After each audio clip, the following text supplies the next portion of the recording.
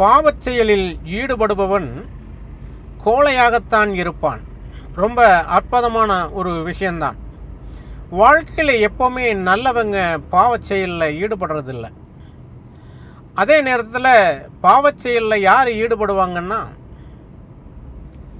ரொம்ப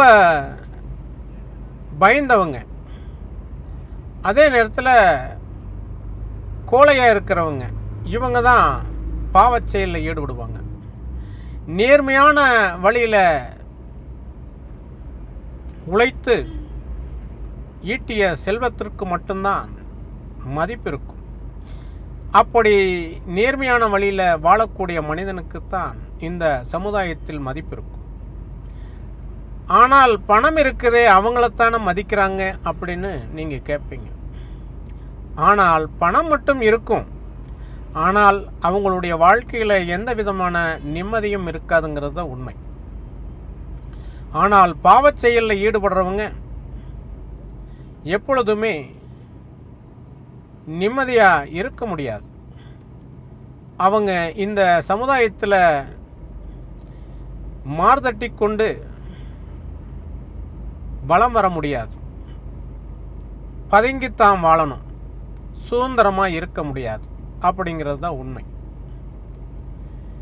பாவச் செயலில் ஈடுபடுறவங்க எப்போவுமே வாழ்க்கையில் சந்தோஷமாக இருந்ததாக சரித்திரமே கிடையாது. பாவச் செயல்ங்கிறது அது பலவிதமான இன்னல்களை உருவாக்கிடும். நீங்கள் ஒரு தவறு செய்தீங்கன்னா அந்த தவறு இன்னைக்கு வேணால் தெரியாமல் போகலாம் சமுதாயத்திற்கு, நாளைக்கு நிச்சயமாக தெரியும். எப்போவுமே தவறுகளை மறைச்சி வைக்கணும் அப்படின்னு நினச்சிங்கன்னா அது ஒரு நாளைக்கு வெட்ட வெளிச்சமாக இந்த உலகத்திற்கு தெரிய வரும்போது உங்களுடைய வாழ்க்கையும் சரி, நீங்களும் சரி, இந்த சமுதாயத்தின் பார்வையில் ரொம்ப மோசமான மனிதனாக இருப்பீங்க. இந்த சமுதாயம் உங்களை ஒதுக்கி வச்சிடும். பாவச் செயல்ங்கிறது எப்போவுமே ஒரு மனிதனுக்கு சந்தோஷத்தை கொடுக்கக்கூடியது அல்ல.